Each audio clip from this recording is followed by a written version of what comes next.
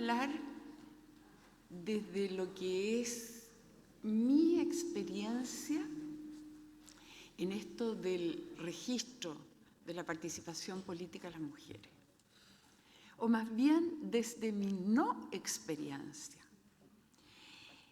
Ello yo creo que debido a diversas razones. La primera es un tema de formación, que yo creo que el registro se aprende y es un tema de hábitos. Uno tiene que hacerse un propósito de registrar y el registro a su vez debe tener un propósito. ¿Para qué registramos? ¿A quién queremos transmitir? ¿Qué es lo central de lo que nosotros queremos decir y de lo que nosotros queremos dejar? Yo soy de la generación de la JDC de los 70. O sea, ha corrido mucha agua bajo ese puente. Uy, qué atroz, perdónenme. Y la verdad es que, como decía la presidenta de la JDC, uno es fruto de sus circunstancias. Quisiera partir diciendo que a nosotros nos tocó vivir la dictadura y en esa época hacer registro era peligroso. Nosotros no teníamos el propósito, no se nos pasaba por la mente. Nuestro propósito era rearticular a la gente del partido, rearticularnos con nuestras dirigentes en todas las poblaciones. La democracia cristiana era muy poderosa.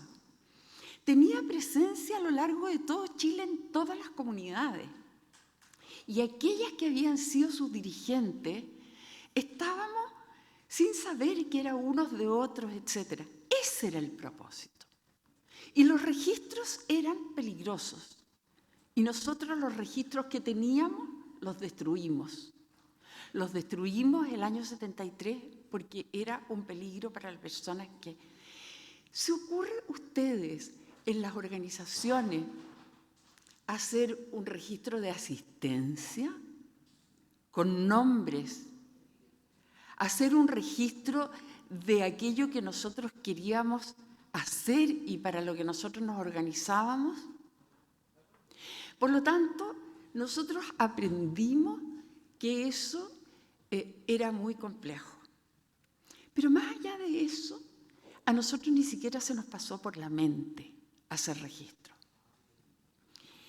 Al interior del partido hubo como dos vertientes en el ámbito del trabajo de las mujeres.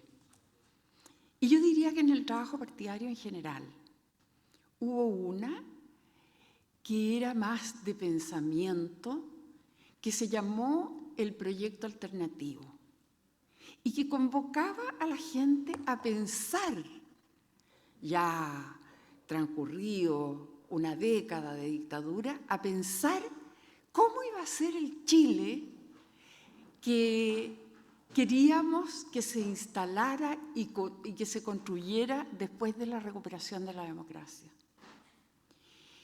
Y eso se hizo a través de los centros de estudio, a través de organizaciones de iglesia, a través de algunas universidades y por lo tanto era espacio que tenía mayor protección para las conversaciones y mayor seguridad.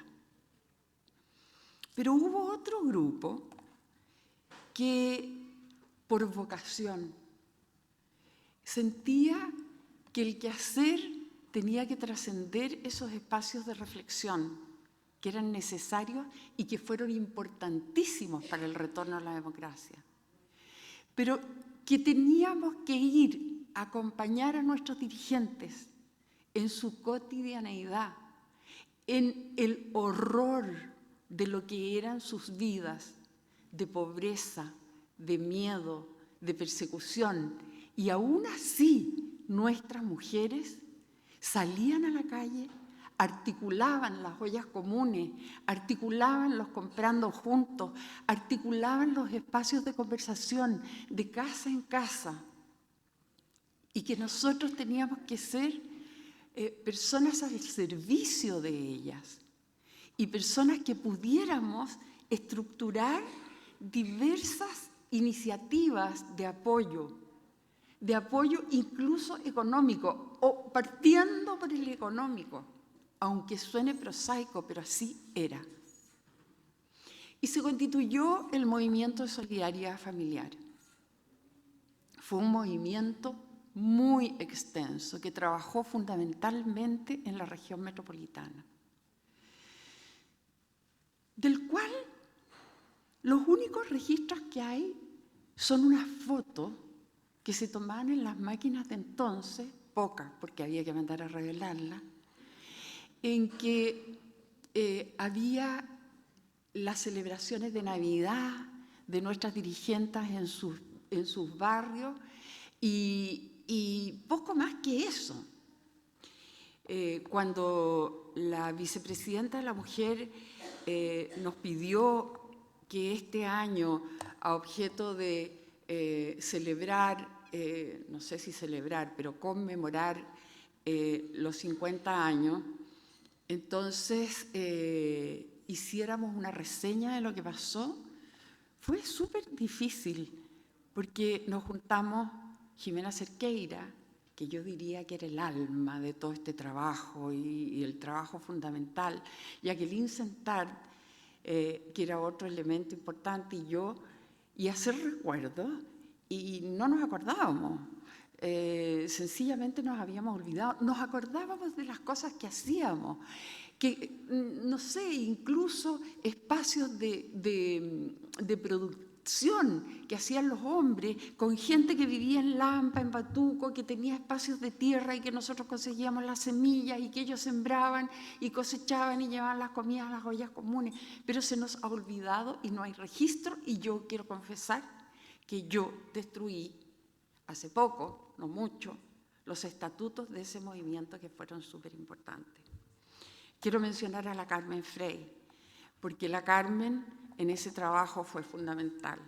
Ella era la persona más conocida, ella era la persona que de alguna manera, por ser quien era, tenía algún grado de respeto, pensábamos nosotros, tal vez equivocadamente, y por lo tanto su presencia para nosotros era central. Y luego vino, y además nosotros nos registrábamos porque no sabíamos, porque no teníamos el hábito, porque teníamos miedo, pero también porque decíamos, ¿qué? ¿A quién le interesa esto? A nosotros lo que nos interesa es el problema concreto. Tenemos que ir a la resolución del problema concreto. Pero hoy día yo pienso, ¿dónde están los relatos de la vida de esas dirigentes nuestras? Se fueron, no están. Y ellas sí que tenían unas dificultades horrorosas para actuar en esto que no era política, pero que era servicio a la comunidad, que al final, servicio al bien común de mi entorno, que al final es el quehacer político, cómo organizarnos, cómo estructurarnos, cómo poder entre todos conseguir mejores condiciones. ¿Qué pena más grande tengo yo de que no exista aquí ni en ninguna parte un relato de vida de lo que esas mujeres tenían que soportar para hacer ese trabajo? Luego vino la democracia, se institucionalizaron los quehaceres. Yo me acuerdo que decíamos del macetero al potrero. Y en toda el área que a mí me tocó trabajar posteriormente, el área del desarrollo infantil, había miles de expresiones en los barrios y etcétera, que estaban más estructuradas porque había habido este proceso de reflexión más académica que yo les cuento. Y por lo tanto, no nos resultó tan difícil, porque ya se había pensado. Entonces no fue hacer pensando en el acto, ya había una reflexión, ya había directrices tomadas en líneas generales para lo que era incipiente, con problemas que eran menos complejos de resolver: el hambre, dar comida, acoger, etc. Pero incluso así, yo creo que nunca estuvo presente en las mujeres aquello del propósito. ¿Para qué? ¿Qué es lo que queríamos transmitir? Y yo aún pienso hoy día, ¿para qué? ¿A quién le interesa? ¿Para qué sirve? La Francisca Hernández me pidió una vez que hiciéramos un encuentro de las viejas con las jóvenes. Las viejas éramos aquellas que nos tocó actuar en esa época y nos juntamos en la sede de la Fundación Elwin. Y fue muy notable, porque a nosotros se nos había olvidado. Y respondimos preguntas. Y no sé si les ha servido tanto, pero creo que para las jóvenes fue como decir: tenemos una historia de mucha lucha de las mujeres. Nosotros yo era muy joven en esa época, pero había viejas que deben haber tenido la edad mía, y nosotros nos refugiábamos en ellas. O sea, nosotros les pedíamos opinión y aprendíamos de sus experiencias y etcétera, y fueron muy importantes para nosotros. Quiero contarles, a propósito de que quiero corregir, yo no soy la directora ejecutiva de la Fundación Elwin, pero sí soy miembro de la Fundación. Y quiero contarles lo que a mí me parece que deja traslucir lo que hemos hecho en la Fundación. Lo primero es que yo les decía, para esto hay que tener un aprendiz, para registrar hay que aprender y hay que tener un hábito. Mi papá era un tipo tremendamente organizado y no sé por qué, no sé cuál era su propósito. Él tenía guardado hasta las composiciones de la enseñanza básica, primaria en ese. Tenía guardado los discursos de cuando fue presidente de curso, presidente del centro alumno, tenía guardado. Él registraba, no como un diario de vida, no como decir hoy día pasó algo, aunque tenía una libretita que era muy chica, que era de esas Rain que después se descontinuaron y que fue una tragedia, porque él estaba tan acostumbrado, y cuando ya estaba viejo y tenía 96 y le estaba fallando la cabeza, él pedía la libretita y no había en el mercado, porque no había. Y le pasábamos otra de otra forma y no, él tenía que anotar. Y anotaba todo: reunión con no sé quién, teléfono no sé quién, cumpleaños no sé quién, contestar, invitación. O sea, por lo tanto, uno podría reconstruir su historia a través de las libretitas, algunas de las cuales están desaparecidas. Y entonces, una de las tareas fundamentales que hicimos en la Fundación fue armar el archivo de mi papá. Mi papá escribía cartas en máquina de escribir con papel calco. Él las escribía. Por lo tanto, se dejaba una copia. Y cuando recibía la respuesta, cosa que se usaba en esa época, resulta que él la guardaba junto con su carta, la respuesta, y la archivaba. Eso es muy interesante, porque las cartas del último periodo de la dictadura, las cartas cuando se estaba viendo cómo iban a ser las estrategias, cuando él tenía discrepancias con Renán Fuentealba, con Gabriel Valdés, y cómo se planeaba todo esto, está todo plasmado en las cartas.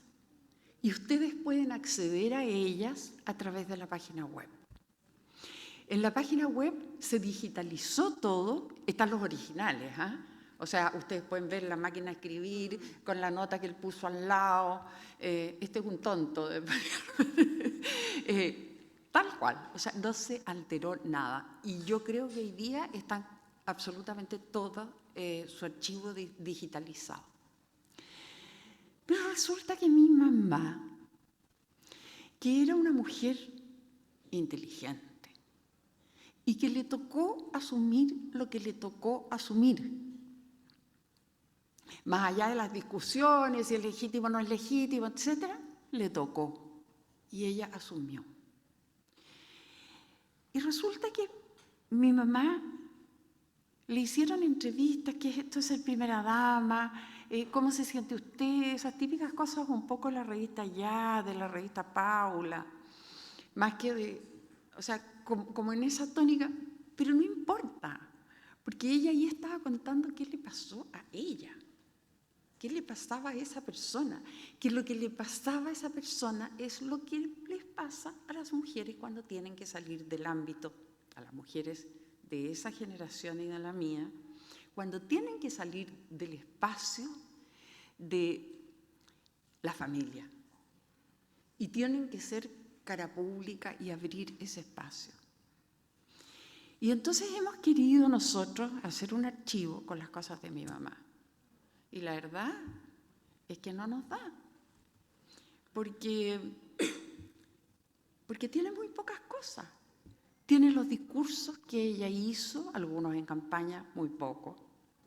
Tiene los discursos que ella hizo como primera dama en las instituciones que le tocó dirigir, muy poco, porque también eran cargos, el de presidenta de esas instituciones, eran cargos más bien protocolares, en que ellas daban el sentido del trabajo, ponían para qué estamos, qué es lo que queremos, pero no meterse en la cosa chica. Y ahora que se murió hemos revisado, o nada de revisado, hemos tenido que deshacernos así de kilos de cosas y hemos encontrado unos libritos con recetas de cocina o unos libritos en que ella ponía reflexiones de retiro o de prédicas o más bien de la cosa de su vida espiritual en la época en que ella era muy creyente. Pero no sabemos nada de qué significó para ella, por ejemplo, ser abuela.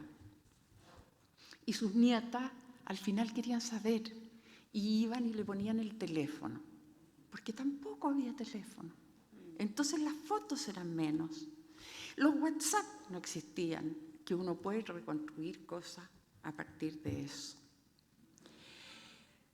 Así que no lo hemos podido hacer. Y cuando yo pienso en mí, pienso que yo tampoco registro.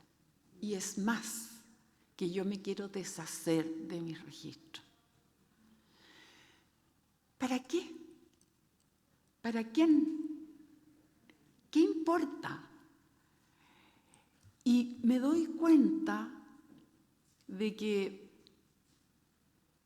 sí importa cuando hay alguien que puede hacer un trabajo de sistematizar esas experiencias, de darles sentido y de convertirlas en una fuente de inspiración para el trabajo que hay que hacer en el futuro. Ese coraje, ese espíritu, esa entrega que tuvieron nuestras mujeres durante la dictadura, eso es inspirador para cualquier acción que quisiera hacer el partido. Y salirnos de esta cosa chica, de que por qué tú te pusiste aquí, tú te pusiste allá. El propósito es mucho mayor. Podremos diferir de cómo abordarlo. Pero cuando tenemos un propósito común también es más fácil ceder. También es más fácil mirarnos a los ojos y decir, Si ellas pudieron con mucho menos, ¿cómo no vamos a poder nosotros? Y si es para eso, bienvenidos los registros y ojalá pudiéramos hacer un trabajo de esa naturaleza en este partido. Eso quería transmitirles y muchas gracias por el espacio.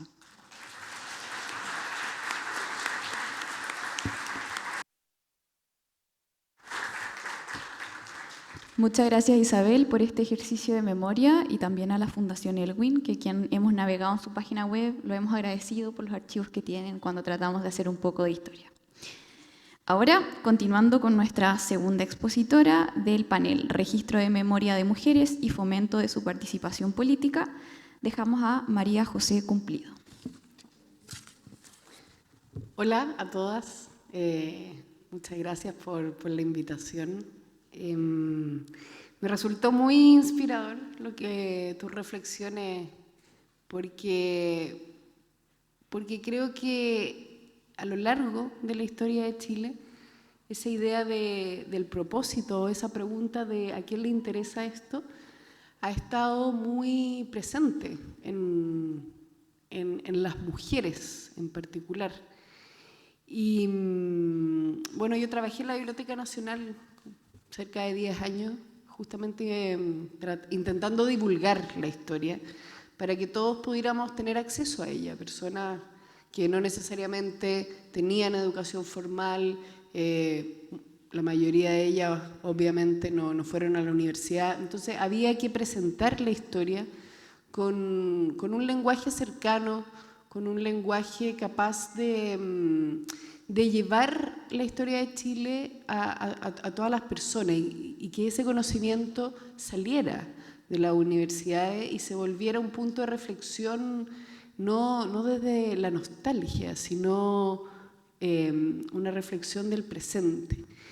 Y en ese viaje, uno podría decir, en los archivos de la biblioteca, fui descubriendo a muchas mujeres que yo estoy segurísima que se preguntaron, bueno, ¿para qué voy a guardar esto?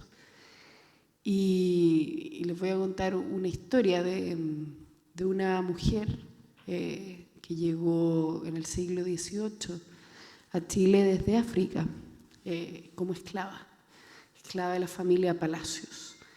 Y esa mujer, en su rol, digamos, solo podía habitar 2 lugares, que era el living, lo diríamos hoy día, donde habitaban las mujeres, y la capilla. Y esta mujer, que se llama María Antonia Palacios, tomó el apellido de sus dueños, vio algo en común en el living y en la capilla, digamos, que eran los instrumentos musicales. Y nadie sabe cómo, porque justamente no lo registró, aprendió a escribir música, partituras, y tenía un libro, digamos, de partitura, donde iba anotando los hits del siglo XVIII, y mucha música que los expertos no saben de dónde salió, que probablemente sea sus propios hits. Y escribió, dicen, al menos 6 libros así de partitura en el siglo XVIII. Y todo eso se perdió. Pasó todo el siglo XIX, nadie supo de esta mujer, porque también había una pregunta de los historiadores de qué nos puede importar lo que diga o lo que piense una mujer, además esclava y además negra, ¿no? Ahí también había una decisión de qué se guardaba y qué no, y muchas veces tenía que ver con eso, con ese otro, ese sujeto.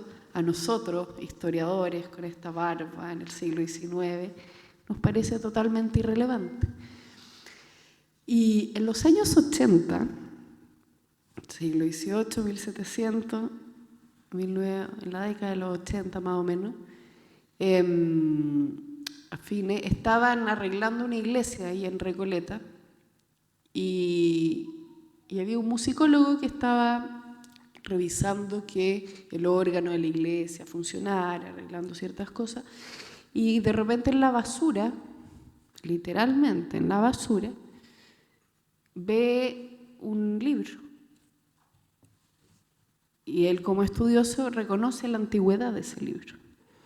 Lo saca a la basura, lo empieza a estudiar y ahí descubrió uno de los al menos 6 libros de María Antonia Palacio, que hoy día está digitalizado en la Biblioteca Nacional, y en Spotify un grupo de estudiantes de la Universidad de Concepción reprodujo los hits del siglo XVIII. Pero a lo que quiero ir es que ese libro y esas partituras es el único registro de la música del siglo XVIII, no solo de Chile, sino de Latinoamérica. Y ese patrimonio lo salvó una mujer esclava negra a la que nadie miró durante siglos. Y en el fondo yo pienso cuánto nos hemos perdido o cuánto nosotras nos hemos creído incapaces porque la historia ha estado mirada hacia un grupo. Yo siempre lo veo como en el cine, que la historia, cuando uno iba al colegio, finalmente toda la historia de Chile, la independencia, la guerra del Pacífico, bla, bla, bla, habían 2 personajes, que era el hombre de élite de Santiago y el hombre militar. Y eso es todo, ¿verdad? Entonces yo me acuerdo cuando iba a colegio a dar charlas, y yo estudié en un colegio de puras mujeres, que era una lata, ¿no? Porque no tenía nada que ver con nosotras, porque no había una diversidad. Entonces la historia de Chile parece, y yo creo que todavía pasa, sigue pareciendo muy lejana. Y no hablo tampoco de hacer una historia de Chile, de una mini historia de un grupo pequeño en no sé dónde, a nivel escolar digo. Pero si pensamos en el voto femenino, que fue una lucha política de por lo menos 50 años, una lucha política que involucró a mujeres de todos los sectores políticos, de todas las clases sociales, de todas las regiones. Eso no se ve en el colegio. Y yo me pregunto, ¿cómo el primer gran avance, digamos, del feminismo del siglo XX en Chile, de un movimiento grande, no es algo que se vea en los colegios, ¿no? Podemos ver la guerra de no sé qué, donde no hay mujeres, pero esos movimientos importantes no están. Entonces, ¿cuál es la historia de Chile que estamos enseñando? ¿O cómo nosotras podemos saber por qué estamos acá? O sea, nosotras estamos acá porque hay al menos 10 mujeres antes, 40 mujeres antes, que permitieron eso, ¿verdad?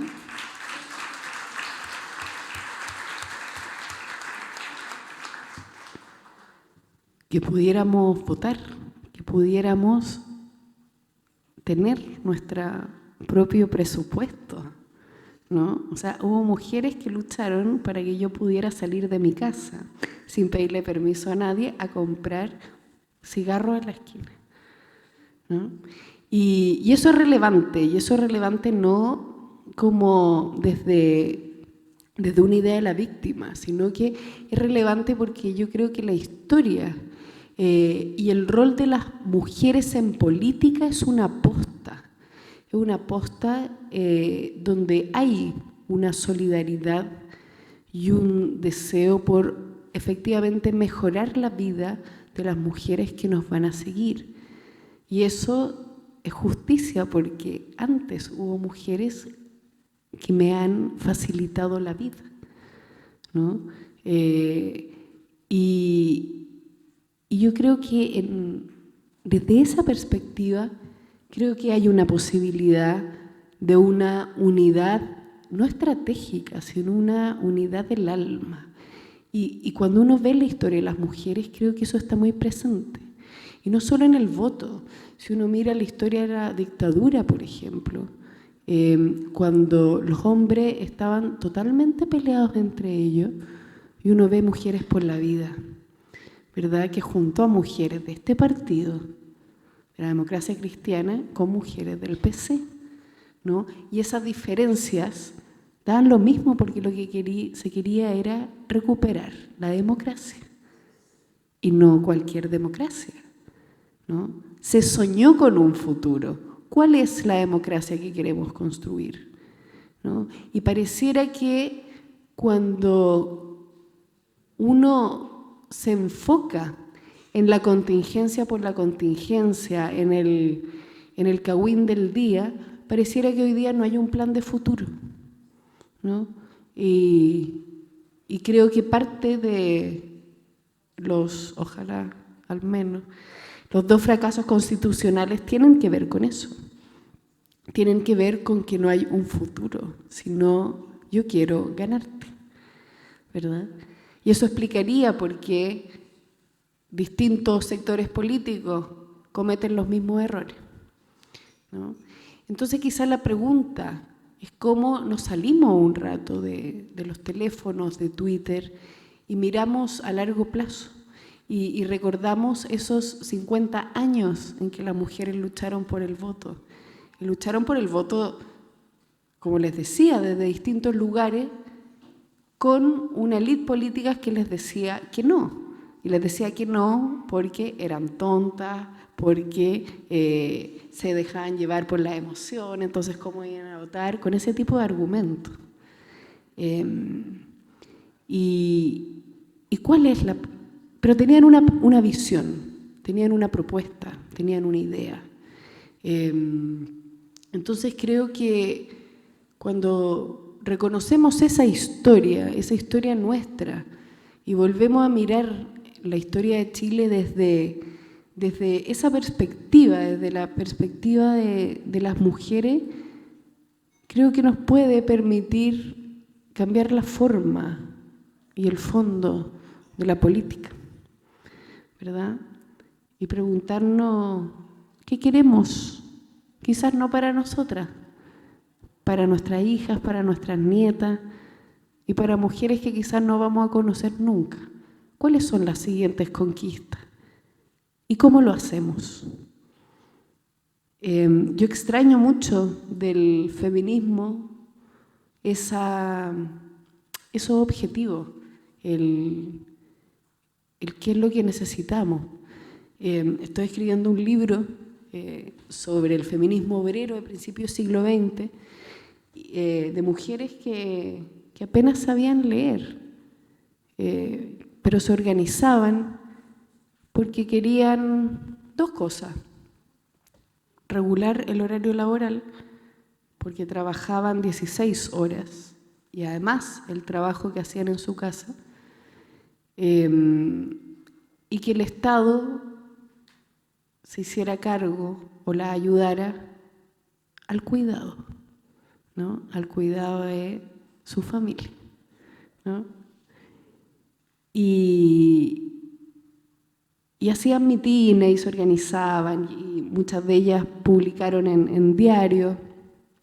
Obviamente el movimiento obrero de esa época no las pescó mucho, pero tenían una lucidez de por dónde partimos, de qué es lo fundamental para mejorar inmediatamente nuestras vidas. Y en lo último, no sé, quizás desde el estallido, no veo esa claridad. Y voy a decir algo polémico, pero cuando veo la performance de las tesis, que efectivamente tenía mucho de cierto, lo que veo es, y que me llama mucho la atención, la frase el Estado opresor es un macho violador, ¿no? Una desconfianza del Estado desde la izquierda. Y yo digo, bueno, si la propia izquierda no confía en el Estado, ¿no será por eso que no estará demasiado similar ese discurso con el de Javier Milei, ¿no?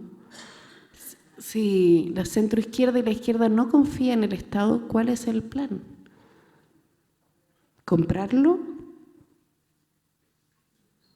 Entonces, ¿cuál es el proyecto? ¿Verdad? ¿Cuál es el proyecto de la centroizquierda? ¿En qué creen? Y es un desafío importante. Y es un desafío importante porque pareciera que no, insisto, no hay futuro. Hoy día salió una entrevista a Gabriel Salazar en el diario El País, y no la alcancé a leer, pero el titular decía, los jóvenes de hoy no creen en el futuro, ¿verdad? Creen en el presente. Y el presente es peligroso, porque el presente a veces es impulso, es deseo, es consumo, es falta de tiempo, falta de reflexión y falta de silencio. Y yo creo que lo que me ha enseñado a mí la historia y la historia de las mujeres es que esa resistencia y esa templanza para cumplir los sueños está lleno de diálogo, pero también de reflexión y de mucha solidaridad y de ver al otro. Y en ese sentido la invitación es justamente a mirar desde otro lugar nuestra historia de Chile para aprender a qué hacemos con ese futuro que se nos avecina y que muchas veces parece tan incierto. Eso. Muchas gracias por la invitación.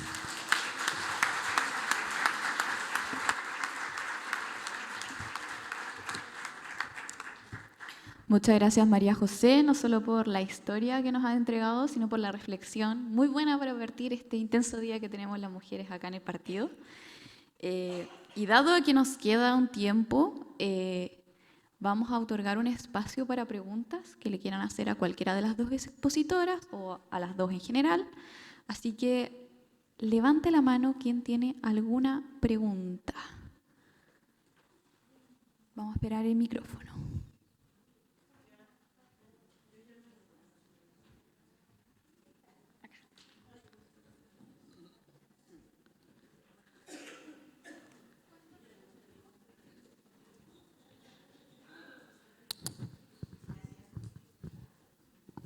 Ambas, bueno, muy buenos días a todas y un gusto de nuevo verlas y agradecer. Pero mi pregunta es muy puntual para ambas y tiene que ver con el modelo que tanto costó recuperar, que es la democracia.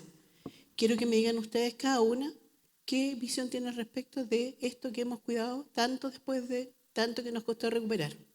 Yo era muy chiquitita y ya estaba en el partido muy pequeña, con mi mamá demócrata cristiana. Entonces, han sido, lo que ustedes plantean, recuerdos muy difíciles.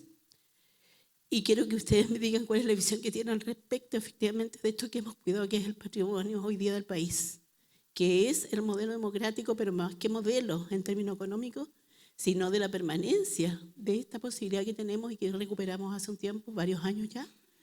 ¿Qué pasa hoy día con la democracia y cuál es el riesgo que estamos corriendo ante esta ambigüedades permanentes y falta de proyectos, visiones y proyectos de futuro? Y respondo, bueno, miren, muchas cosas. Gracias. Ya. Flor Oyarzo Paredes, de Magallanes, Punta Arenas, delegada distrital y presidenta del Frente de Profesionales en este actual periodo. Gracias. Gracias, Flor. No sé quién de las dos quiere responder primero.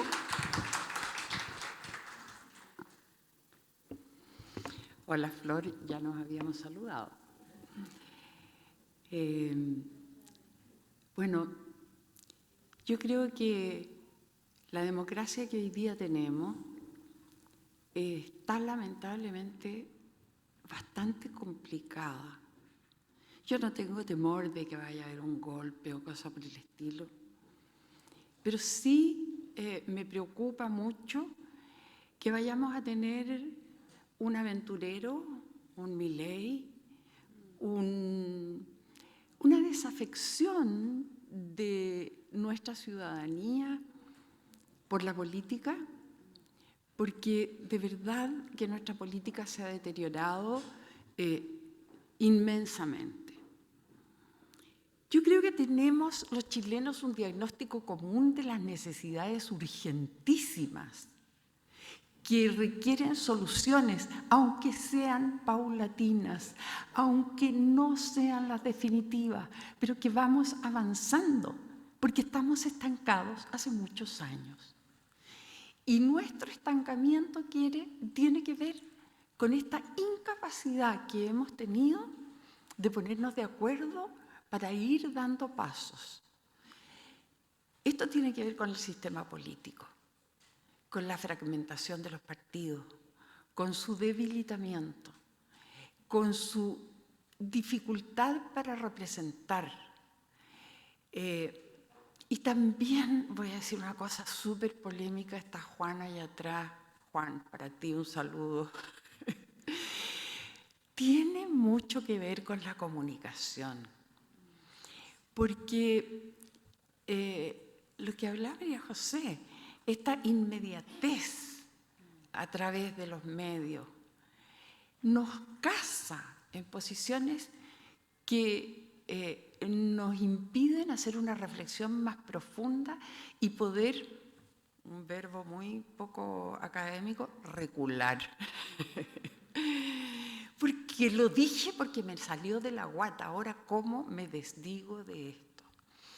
Entonces, de verdad, yo creo que el rol de los partidos políticos es fundamental. Si las mujeres podemos poner un grano de sensatez, de presión a los dirigentes y a las dirigentas para poder avanzar y generar espacios de mayor acuerdo, yo creo que es una tremenda contribución al país. Pero con todas sus dificultades, con toda la crisis que estamos viviendo, esto no se compara a tener un régimen autoritario.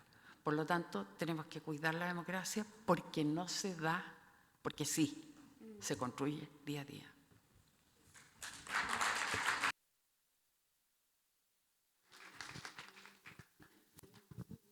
Con la idea de no solo de la construcción, sino también yo iría a reflexionar a cómo quizás la democracia puede o no acelerar ciertos procesos.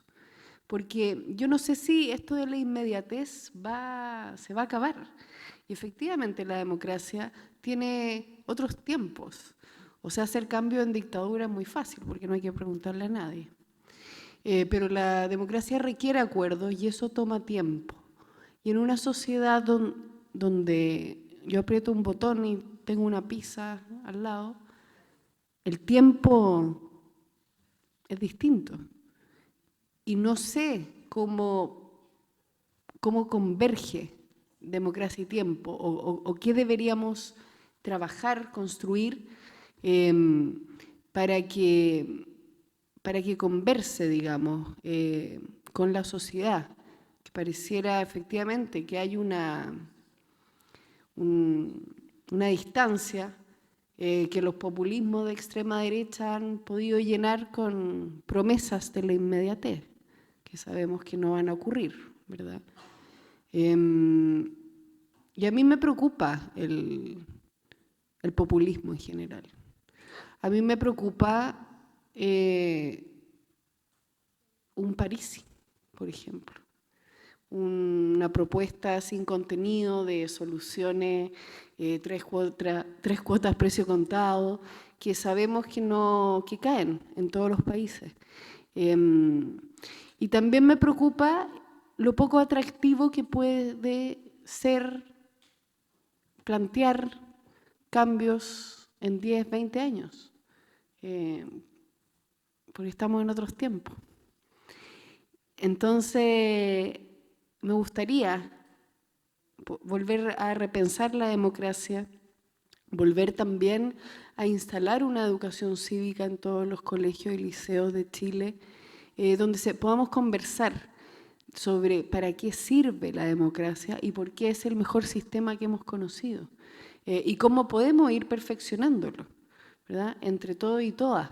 Yo creo que esa conversación hoy día no está, ¿verdad? Hoy día no está, y creo que es lo principal. No tengo respuestas sobre cómo hacer que la democracia sea revalorada. Solo me gustaría intentar el volver a conversar sobre qué es lo que queremos.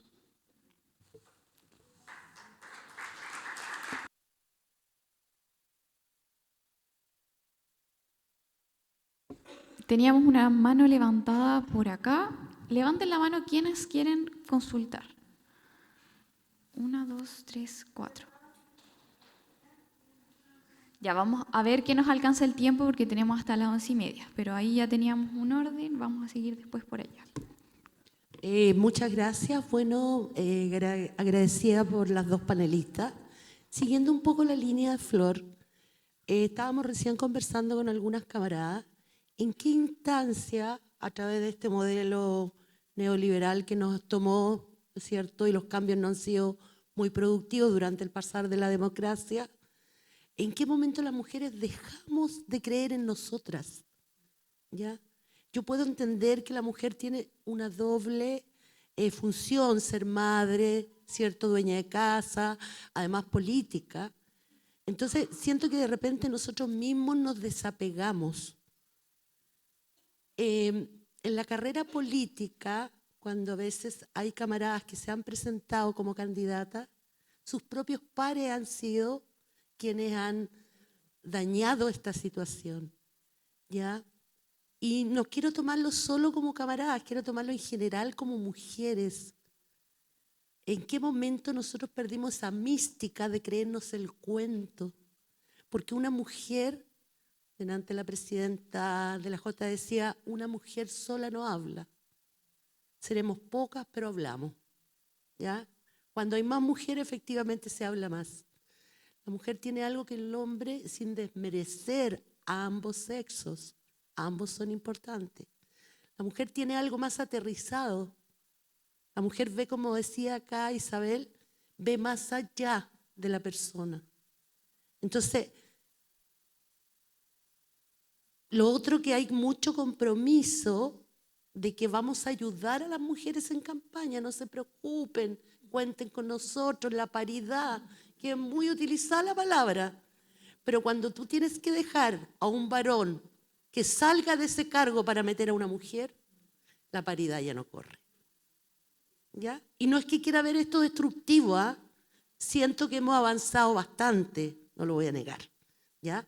Pero por Dios que nos falta mucho más, y sobre todo con la garra y la fuerza de las mujeres. Muchas gracias. Mi nombre es Lucía Vara, yo soy de la comuna de Maipú.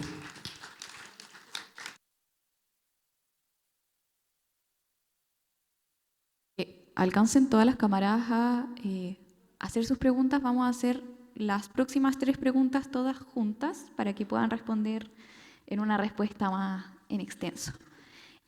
Ahí la camarada de rojo, ¿sí? ¿Emma? Gracias. Sí, estoy de rojo hoy día. Oigan, a ver, yo me eduqué en el Liceo número 1 de Niñas Javiera Carrera.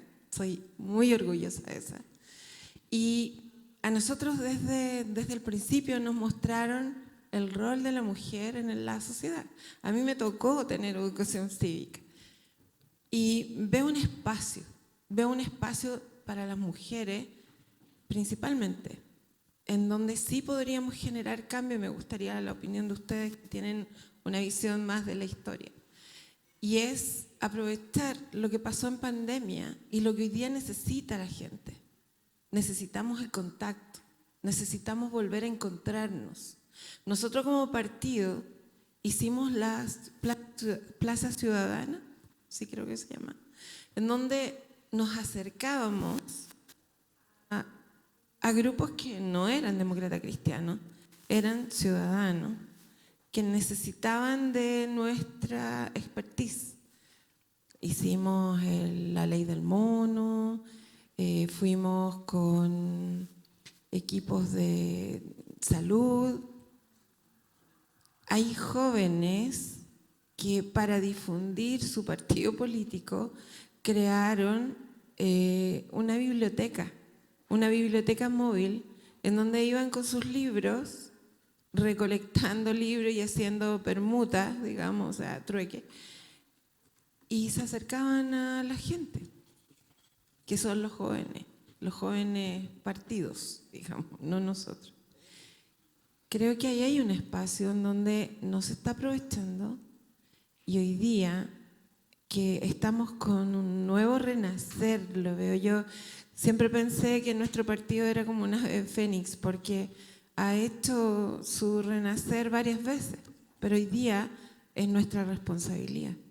Entonces ahí es donde yo veo un espacio y creo que tendríamos que invitar a enfocarnos.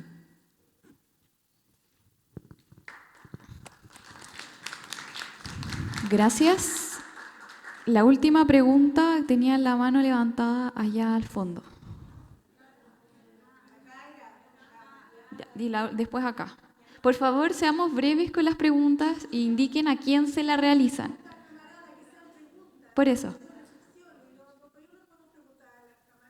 Ya, eso mismo. Así que, camarada. Gracias. Voy a ser lo más breve posible. Buenos días a todas, gusto de verlas nuevamente. Mi nombre es Marcela Suárez Muñoz, de la comuna de Mafil, vicepresidenta regional de la región de Los Ríos. La consulta, bueno, quien ahí ustedes la puedan responder, pero también como una reflexión, ¿cuánto de lo que nos ha pasado también, y a propósito del tema del registro o no registro de muchas de las cosas que hemos hecho a lo largo de la historia, ¿cierto? O hemos participado como mujeres a lo largo de la historia, tienen que ver también con cómo entre nosotras mismas, en cierto modo también nos vamos boicoteando, nos vamos dejando solas, nos vamos... Y yo no digo, ojo, voy a ser breve, pero quiero precisar esto, yo no digo que nos tengamos que apoyar solo por ser mujeres. Porque en ese sentido hay muchas mujeres que no encarnan lo que nosotros, por ejemplo, como demócratas cristianas, como buscadoras, luchadoras por la justicia social, queremos buscar y por lo que trabajamos, ¿cierto? En ese caso yo pongo el ejemplo de la región de Los Ríos, por ejemplo, hace 8 años atrás, la elección anterior parlamentaria de senadores, si es por apoyar a una mujer tendríamos que haber apoyado a una candidata UDI, ¿cierto? No, no es porque somos mujeres. Y ahí tenemos que buscar a quien represente en el fondo o que encarne esos valores que nosotros estamos buscando, que estamos representando y por los cuales trabajamos. Y a veces lo encarnan hombres. Entonces yo creo que también ahí tenemos que ser conscientes en eso. Pero otra cosa es el respeto. Otra cosa es el boicot entre nosotras mismas. Dije que iba a ser breve, así que solo eso. En el fondo, ¿hasta qué punto también esa falta de registro, esa falta de que podamos seguir avanzando, tiene que ver con boicotearnos? Muchas gracias.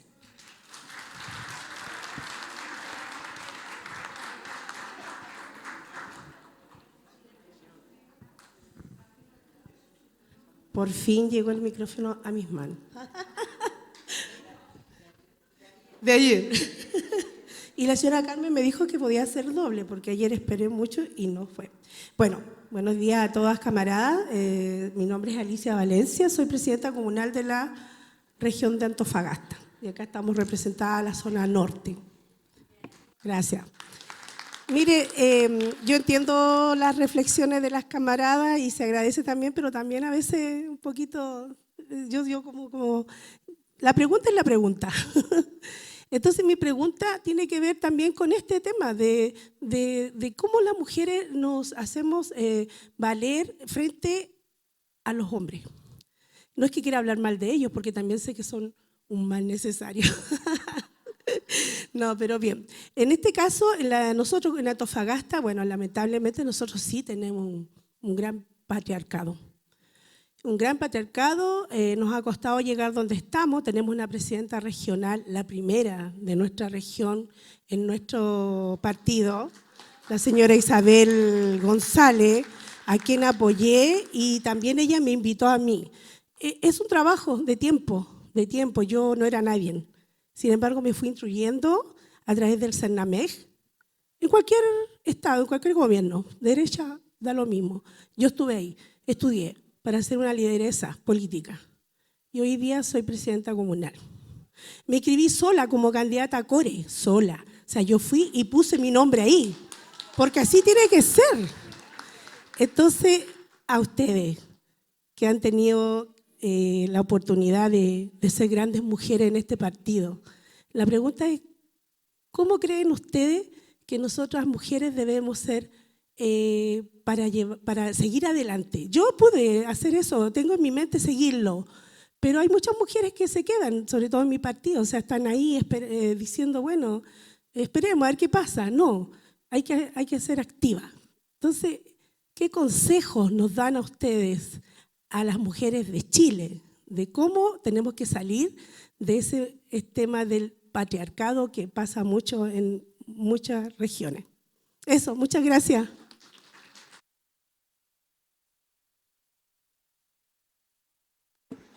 Camarada, nos queda poco tiempo, pueden participar en el resto de los paneles, así que, por favor, porque nuestras expositoras se tienen que retirar, tienen un horario establecido.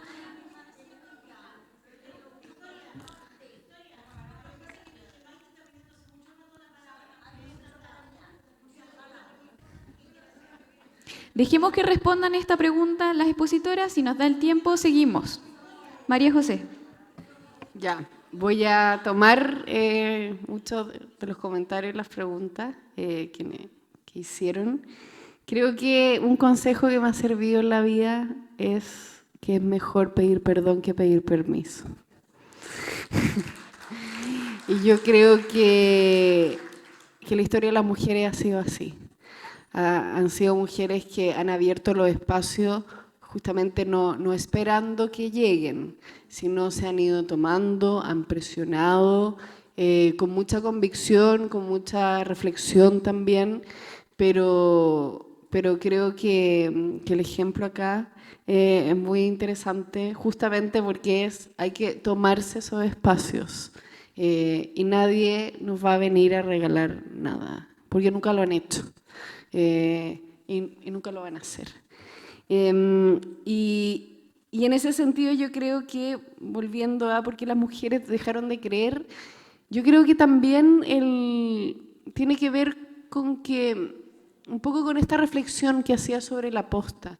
Yo creo que es muy relevante que mujeres líderes de cualquier parte también logren y quieran transmitir ese conocimiento, crear comunidad y en términos muy generales también el volver a pensar para qué es la política, ¿no? Y una gran parte de la política es servir a la comunidad, es servir al otro y en este caso, la pregunta es ¿a qué otra mujer, a qué otro grupo de mujeres voy a servir yo?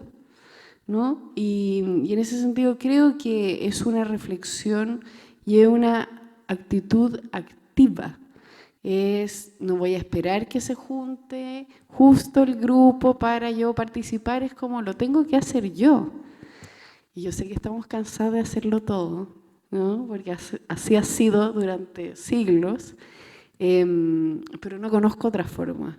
La verdad, lo que yo he visto de cuando se peleó el voto, cuando se han peleado el divorcio, todas las leyes, digamos, que han beneficiado a las mujeres, han sido por mujeres activas que han ido dispuestas a perderlo todo, y han ido dispuestas a que les cierren la puerta una y otra y otra y otra vez.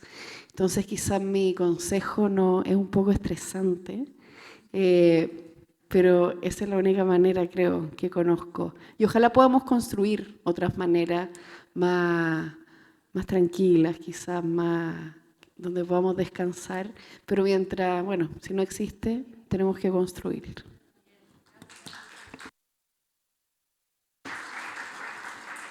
Isabel. Bueno, yo creo que lo que ustedes describen no es privativo de nosotros las mujeres. Yo creo que los hombres se acuchillan a lo mejor de manera más brutal entre ellos que la que hacemos las mujeres. Por lo menos las mujeres cuidamos más la forma.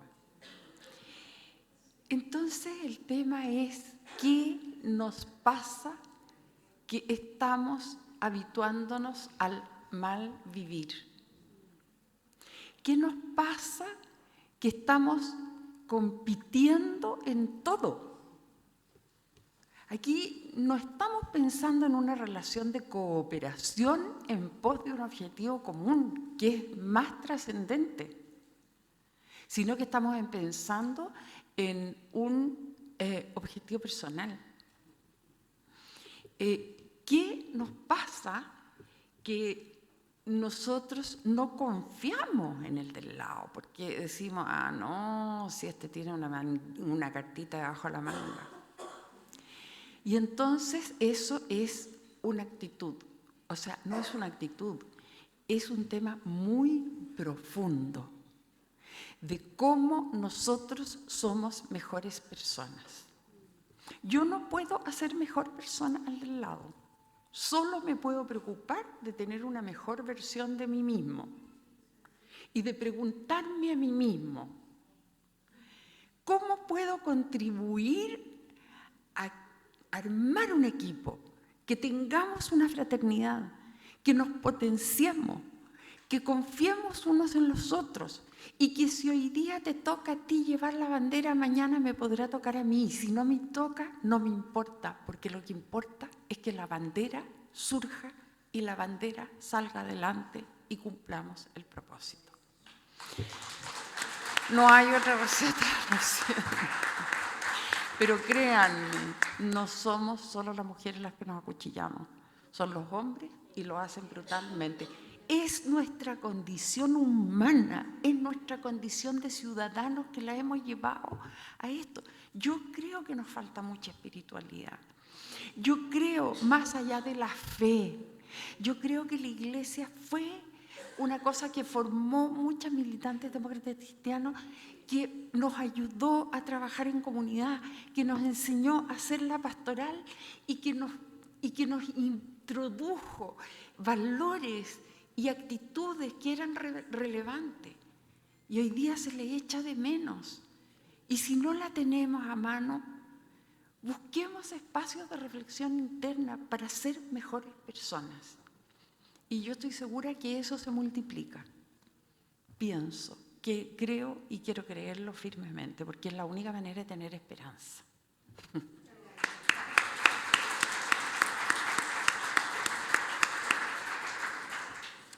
Muchas gracias a nuestras dos expositoras, María José e Isabel. Y damos por cerrado el panel Registro de Memoria de Mujeres y Fomento de su Participación Política.